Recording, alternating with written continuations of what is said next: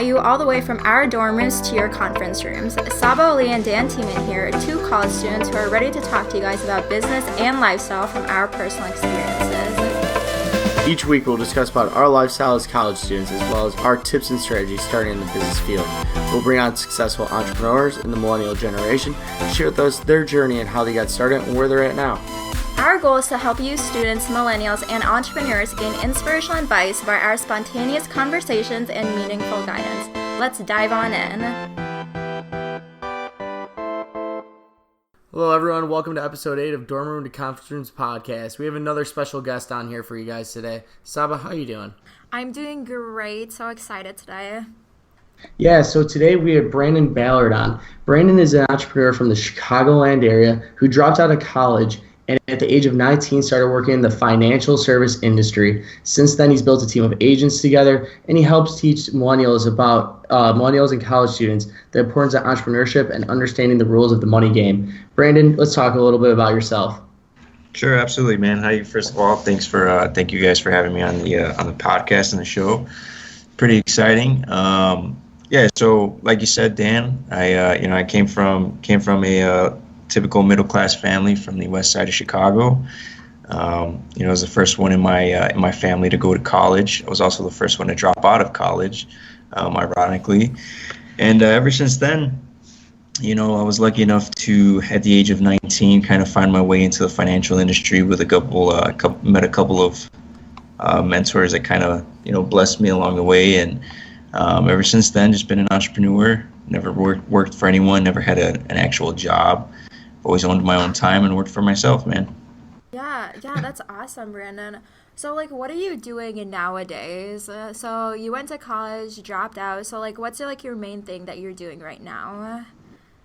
So right now I run a team of agents out here in Oak Brook, Illinois, the western suburbs, and we focus on educating millennials as well as middle-class families on the rules of the money game. Understanding where to put your money when you're getting out of college or even during college. A lot of people these days that are anywhere from 35 to 40, 45, and even older than that. There's 200 million people that need financial services as well as retirement education. And so what we focus on here at the Money Smart Movement and PHP Agency is just how to place that money somewhere where you can end up retiring with a good chunk of change, I guess you could say. And biggest importance with college students is obviously you want to save early, save often, but most importantly is learning how to invest into yourself first. Right. Yeah, for sure. So when you were in college, what made you want to drop out and start doing this? Because I know a lot of people in college, if they're wanting to be entrepreneurs, sometimes they feel like they need to finish college in order to do that or something. So what made you actually drop out and do all of this? Sure. Well, first thing I'm going to say is Mark Zuckerberg dropped out of college. Steve Jobs dropped out of college. Bill Gates dropped out of college, I believe, as well. So the telltale story that everyone says, as far as you need a college degree to be successful. I was brought up that way. Again, lower middle class family, single parent. My mom always told me, hey, you're going to go to college, you're going to get a degree, and you're going to be the first one to graduate. I went for sound engineering. I was big in music when I was 16, 17 years old. So, when it came down to it, when I graduated high school, my mom gave me two options, which was either go to college and get a degree or go find a job. So I decided to go to college for sound engineering. And when I went to college, I was actually only 3 months away from getting my bachelor's degree. They called me into the financial office and told me that I needed to apply for another $15,000 in loans to finish the last semester. Now, again, coming from a middle class family, I got four siblings, an older brother, a younger sister, and a younger brother. So, it wasn't like my mother had all the money in the world to throw at college. So I had flown home and talked to my mom about it. And I had when I went back to Florida, I had the papers in my hand to submit to FAFSA to see if I can get the student loans. And I just decided, hey, you know what? Rather than going $15,000 into debt, which I was at the time, I was already at 38 grand for my college degree, so I probably would have been around, I don't know, $60,000. So I just decided to drop out. Yeah, I don't blame you. Yeah, that's the major thing is loans right now. I know myself, I'm up there like 30-something thousand dollars in debt that I'm going to walk away with and get this nice, pretty piece of paper, right? Yep.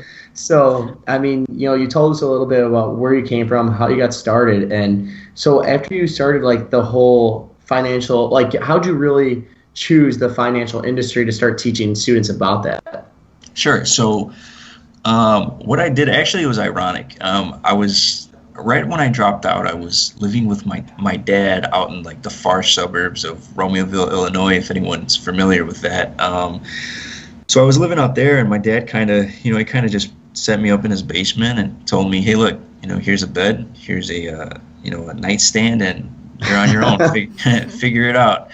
I come from my dad's side of the family's Sicilian, so they're kind of brutal, if you know anything about Italians. And so yeah, man, I again, my passion was music, so I kind of tried starting my own production company with a buddy of mine, and just didn't work out.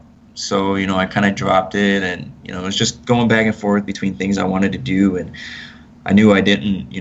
Obviously, my whole life I was told go to school, get a degree, find a good job, pay bills, buy the white picket fence house, and and live happily ever after. So, in me, I was trying to find a way. What could I do to possibly get my degree? And then my dad actually had a friend of his who he introduced me to. Eventually, he invited me out to it's kind of like a seminar thing, and I did my research on the financial industry and decided to plant my flag there for at least a year. And that year was one of the best years of my life. I mean, it was one of the best decisions I've ever made, and ever since then, I've been an entrepreneur, man. Awesome. Yeah, that's awesome. So, Branden, I know a lot of people are entrepreneurs and stuff, and they only hear about like the success story. So what are some like failures or like speed bumps that you had to get through in order to be where you're at right now? Absolutely. It's one of my favorite topics because, it's crazy. A lot of people, when you see an entrepreneur, you see the final thing of an entrepreneur. Mm-hmm. You see the nice, if he's a very successful entrepreneur, you see a nice car, you see the nice house, you see, man, this guy runs his own time, his own schedule, whatever. But what you really don't see is the struggle. You don't see the empty bank accounts. You don't see the empty refrigerator. Working from there's times where I've been in my office from 5 o'clock in the morning all the way to 3 o'clock in the morning, just fighting. There's times where early on in my career where I literally had no gas money to get back and forth from my office to my house, so I would just stay the night in my office. And that's things that people don't see when you're a successful entrepreneur. And obviously, I'm only 24 years old, and I have a lot more, arriving to do and success to gain. I'm nowhere near success, but some of the biggest fails for me was, like I said, just it's hard to fight for your dreams. Everyone wants them, but nobody wants to fight for them. And it's one of the biggest things with entrepreneurship. Anyone that's considering entrepreneurship is, man, you have to sell out to your dreams and your goals, and whatever it is you're trying to accomplish, you have to sell out at the beginning. It's not, entrepreneurship is not something where you can say, hey, I'm going to put my foot in the water, I'm going to test the waters out, and if I don't like it, I'm going to pull out. No, it's something you just got to dive deep, body deep into, not even waist deep or knees deep. Like, it's like neck deep, like to where you can possibly drown, if you're not fighting hard enough. So, yeah, for sure. So, Branden, was there anybody who, like, family or friends who, like, wasn't supportive in the beginning of, like, you dropping out of college and, like, wanting to do this entrepreneurship stuff?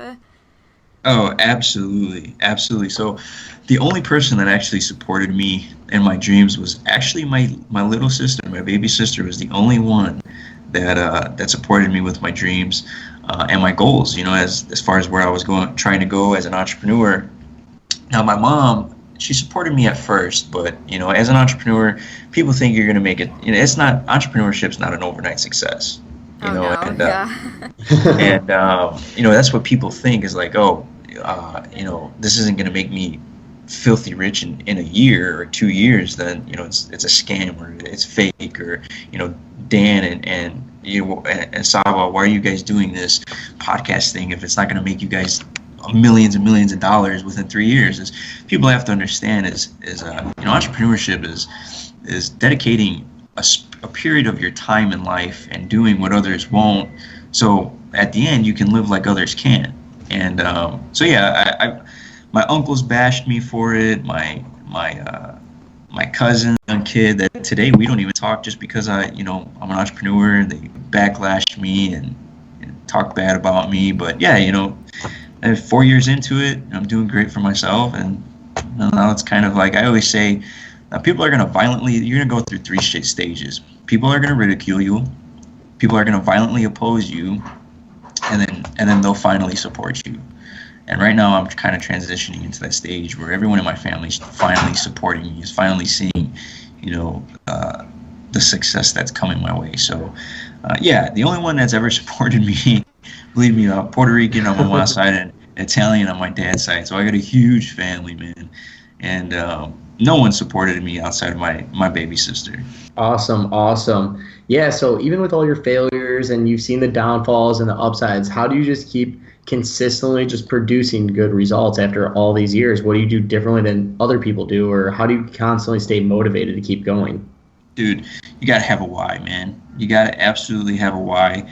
Like for me, man, my baby sister had brought my first niece into my life, and I was upset with her.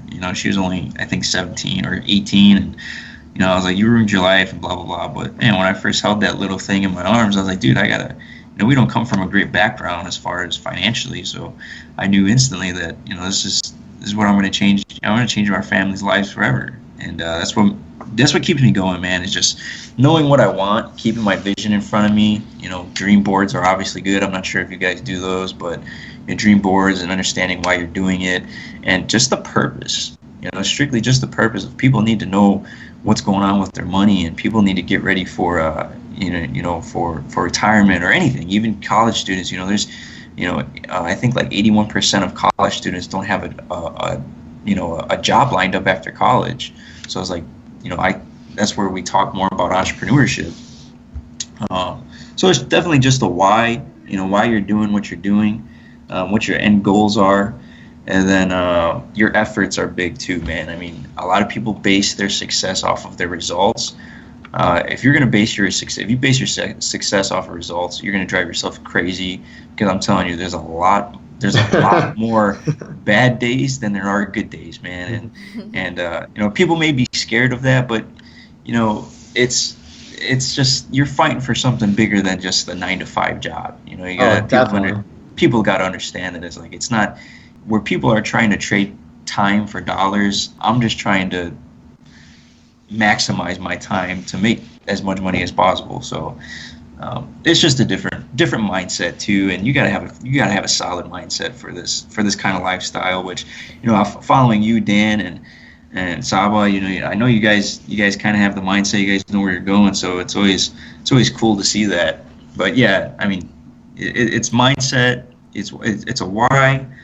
And then it's it's your passion for your purpose, and then obviously just the mindset that you create over the years. Yeah, definitely. It definitely is all of that, because it is like your why and what you are passionate about. And I know like a lot of college students, like they come to college to figure out what their why is and what they want to do after college. So yeah, it definitely is about that and like mindset and stuff like that. But so Branden, what's something that like you live life by? Like what's one of your favorite quotes that you want to share with us? Sure. One of my favorite quotes, well, dude, I don't know, man, I got a ton of them. One of my favorite ones definitely has to be, if you're, just don't worry about what's going on. There's a couple swear words in it, but it's like, don't worry about the small things in life. Get good at the big things in life, and just let your passion fuel the fire in your heart. it's so unfortunate, and the reason why I stick with that all the time is because I got beat down by family members and other professionals and stuff, and told me you're not going to be successful. You don't come from the right side of the tracks. You're not born with a silver spoon in your mouth, and so believe me, you got to have thick skin as an entrepreneur, and so the reason why I like that quote is, look, if you're passionate about getting something done, if you're passionate about changing your life, no matter where you come from, what you're going through, as long as you got that fire in your heart and the desire to get it done, anything's possible in this world. Truly, I believe that. I mean, it may be cliche, but I believe that if you have the desire and the passion to get something done, anything's possible to accomplish on this earth. Definitely. I mean, I know Gary Vee actually always talks about how he doesn't really believe in the entrepreneurs, the kids that do really well in college. He said he recently just started changing that mindset in the past couple of years, because he thinks like the kids that are just handed everything and do really well at school, they're not cut out for it at the end of the day, because they never see the holdbacks or the failures, or really how to struggle. And Gary Vee's just like, yeah, if you don't know how to struggle through school or through life, you're not going to be cut out for entrepreneurship, because you're just going to be, like you said, the ridicule. And a lot of it now I could even see as just starting out. Like, I have a lot of friends who, I want to say ridicule me, but are just like, why? Like, what are you, just something like that. And you got to be able to take that why and tell them a good reason of what you're doing and why you're doing it and why you're so passionate about it. And really, like you said before, understand that it's something bigger than you. Right, exactly. It's a bigger picture, man. And I don't know if I can, recommend a couple books for whoever's listening. Oh, definitely, or even to you guys, on, kind of trailing off of what you just said, Dan, is, one, The Power of Broke by Damon John. It's a great book. It's it tells a story of using, him, how he came up from a really poor family and just used the mindset of never wanting to be broke again to propel him to where he is now. But two other good books that really helped me in my career were The Alchemist and The Monk Who Sold His Ferrari by Robin Sharma, I believe his name is. And I'm not sure who The Alchemist is wrote by, but those are two phenomenal books that, will, kind of help you through the adversity of becoming an entrepreneur. I know Saba and I both read the book Think and Grow Rich by Napoleon Hill. I don't know if you ever read that one, but that's a must read. Another good book by Napoleon Hill is Outwitting the Devil. Is a phenomenal book. Yeah, I recently heard about that one myself. I meant to start reading it here shortly, but I definitely I just heard about that one. I think in the past month or so, someone else told me about that book. But you should definitely read it, man. Definitely. So what is some good advice you could give for college entrepreneurs that are just starting out, that are just letting their families know that this is what they're doing? And so what's some good advice? Don't give up and don't listen to broke people.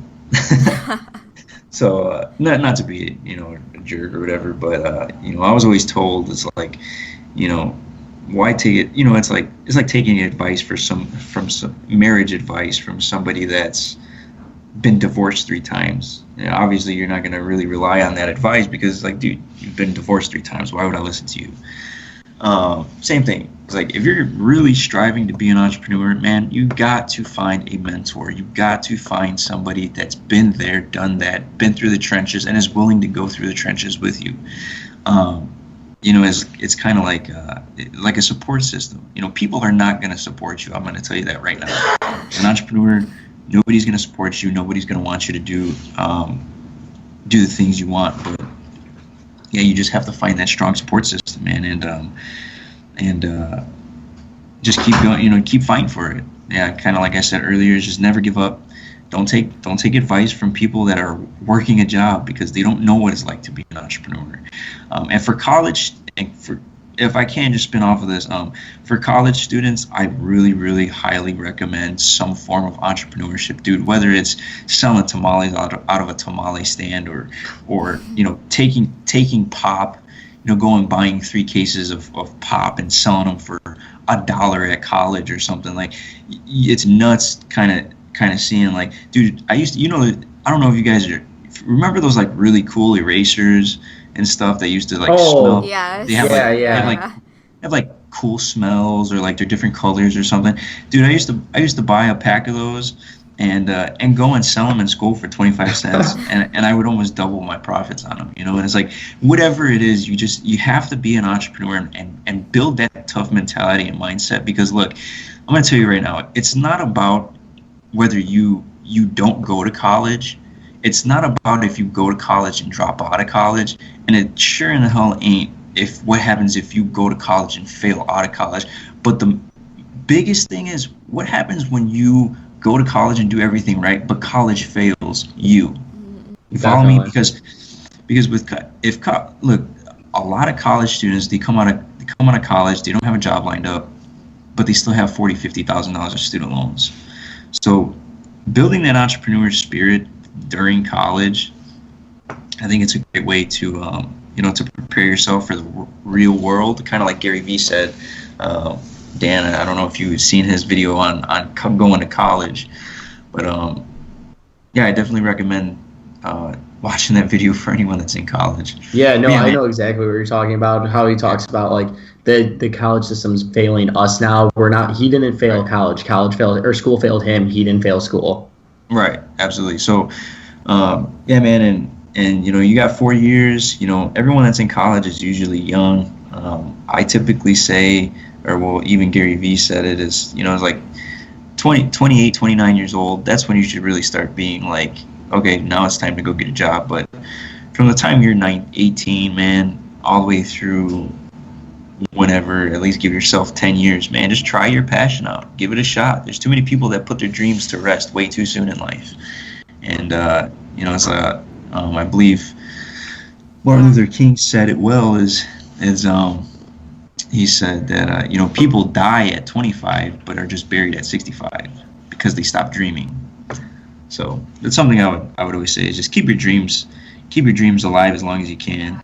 Yeah, that's very true. I love everything that you said, all the advice that you gave to everyone who's listening right now and these college students, because I know I say the same thing about finding someone who's already done what you want to do and follow in their footsteps. Like, find that mentor who can help you like along the way. And I feel like, especially in college, like that's like the best time to find somebody, because you can go to all of these events in college, go to classes, listen to speakers. I know that's how I found my mentor, and I know a lot of people found their mentor that way also. So that's great advice. So Branden, yes, absolutely. Where can people find you if they want to contact you? So, if you want to contact me, I'm not afraid of giving my phone number out. So it's my cell phone personally to me is 312-843-3293. I am in the city of Chicago, and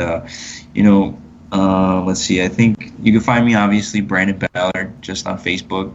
On Twitter, I believe my Twitter handle is Branden_MSO, and then I'm on Instagram under the same handle, and then on Snapchat it's the same thing, Branden_MSO.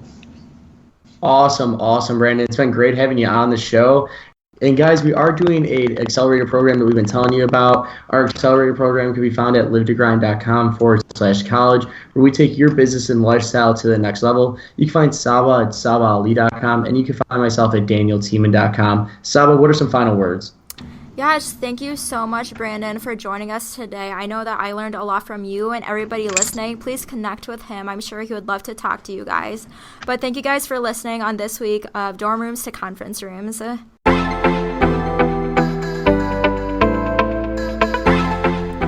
Thank you for listening to this week's episode of Dorm Rooms to Conference Rooms podcast. Remember to subscribe. If you haven't joined our accelerator program yet, you can join at livetogrind.com/college. Seats are limited, so join today.